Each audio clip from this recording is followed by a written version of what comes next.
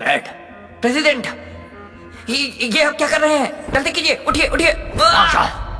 अब उठ भी जाओ, जमीन ठंडी है। Thank you mister bread.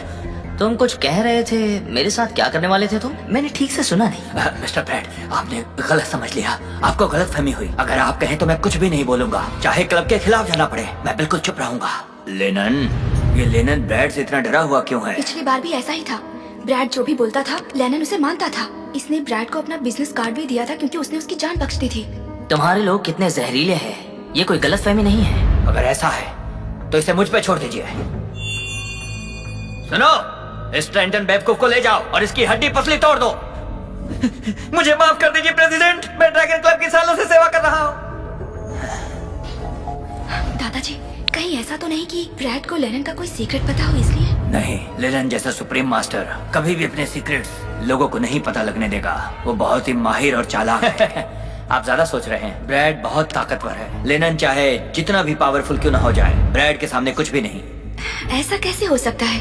Bread की उम्र ही क्या है? वो लेनन से ज्यादा ताकतवर कैसे हो सकता है?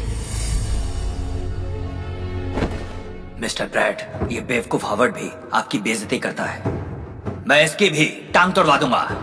लेनन, क्या तुम्हें नहीं पता क्या मैं जाओ फैमिली का एक मेंबर हूँ और तुम उनसे पंगा लोगे? अगर तुम रेमंड होते तो शायद मैं तुमसे थोड़ा डर जाता। ऐसा नहीं है, पर तुम तो उसके पालतू कुत्ते हो। तुम्हें क्या लगता है वो तुम्हारे लिए लड़ाई करेगा? गलत फहमी है तुम्हारी। तुम मेरे साथ ऐसा कैसे कर सकते हो? रेमंड को आने दो, वो तुम्हें नहीं छोड़ेगा। ZS ग्रुप के CEO पैट्रिक यहाँ पधार चुके हैं।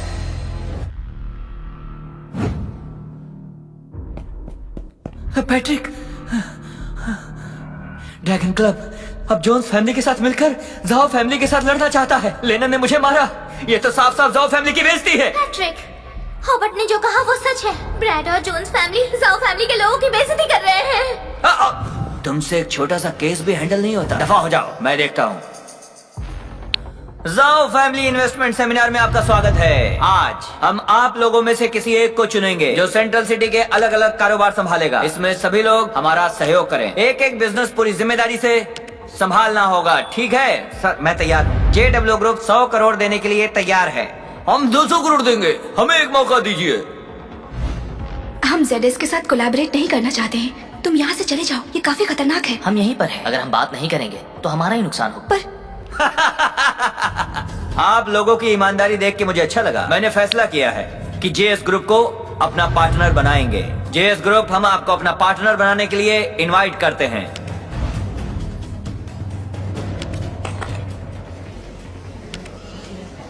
ये रहा कॉन्ट्रैक्ट। आपकी जोन्स फैमिली आज रात काफी खुशकिस्मत साबित हुई। साइन करिए। पैट्रिक, हमारी जोन्स फैमिली नहीं चाहती कि वो बाहर वालों से बिजनेस करे, इसलिए ये मौका तुम किसी और को दे सकते हो। तुम्हें लगता है मैं तुमसे बात कर रहा हूँ? कॉन्ट्रैक्ट तैयार है, लाओ मुझे देखने दो। तो ध्यान से देख लो। ZS ग्रुप की एक सब्सिडरी YT ग्रुप सिर्फ ₹1 देकर ही JS ग्रुप के सारे शेयर्स ले लेगी। जो कंडीशन दी गई है उसमें तुम्हें कुछ भी खर्च करने की जरूरत नहीं और पूरा JS ग्रुप तुम्हारे नाम पर हो जाएगा। सही कहा ना मैंने? बिल्कुल नहीं। एक पैसा बिना दिए जोन्स फैमिली का सब कुछ लेना उसे लूटना कहते हैं। हमारी जाओ फैमिली पावरफुल है, पर हम कानून मानते हैं, समझे क्या? 10 साल बीत गए, तुम लोग अब भी नकली डर दिखाकर डरा रहे हो। कैथरीन, तुम समझती हो मुझे निकालने से JS ग्रुप तुम्हारा हो जाएगा? ये हमेशा मेरा ही रहेगा, समझी? तुम्हारी जाओ फैमिली हमें मारने की कोशिश कर रही है। चिंता मत करो, तुम नहीं मरोगे। तुम्हारी जोन्स फैमिली की फिक्स्ड एसेट में से हम 1% छोड़ देंगे, काफी होगा। तो मुझे तुम्हारा शुक्रिया अदा करना चाहिए क्या? सुनो, मैं ये कॉन्ट्रैक्ट कभी साइन नहीं करूंगी। इस कॉन्ट्रैक्ट पर जाओ फैमिली का ऑफिशियल सील है। ये जाओ फैमिली की इच्छा को दर्शाता है। जाओ फैमिली की बेइज्जती करोगे? ये देखो फिर। हिम्मत मत करना।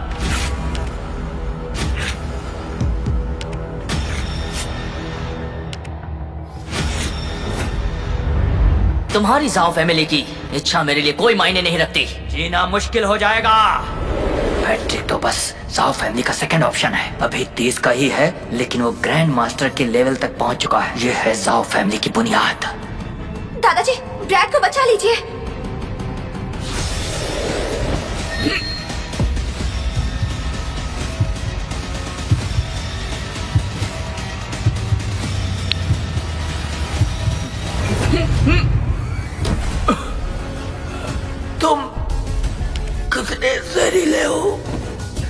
मेरी नसें तोड़ दी तुमने। तुम बस जाओ फैमिली का सेकंड ऑप्शन हो, तुम कुछ भी नहीं।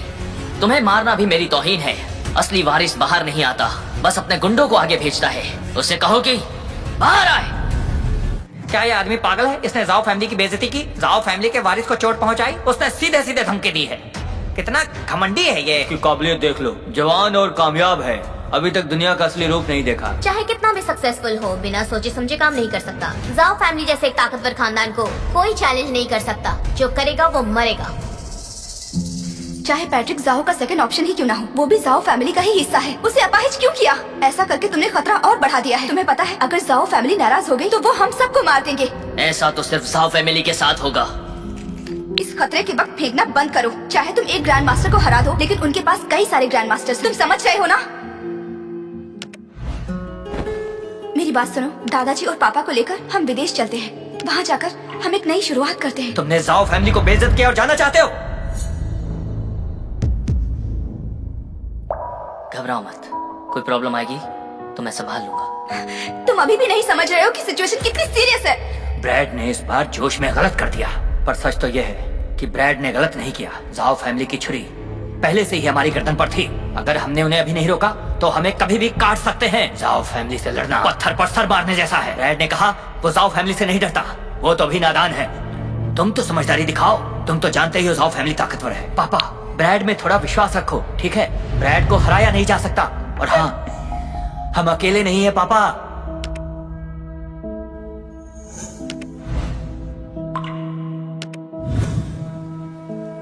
प्रेसिडेंट लेनन, हमें आपसे कुछ जरूरी बात करनी है।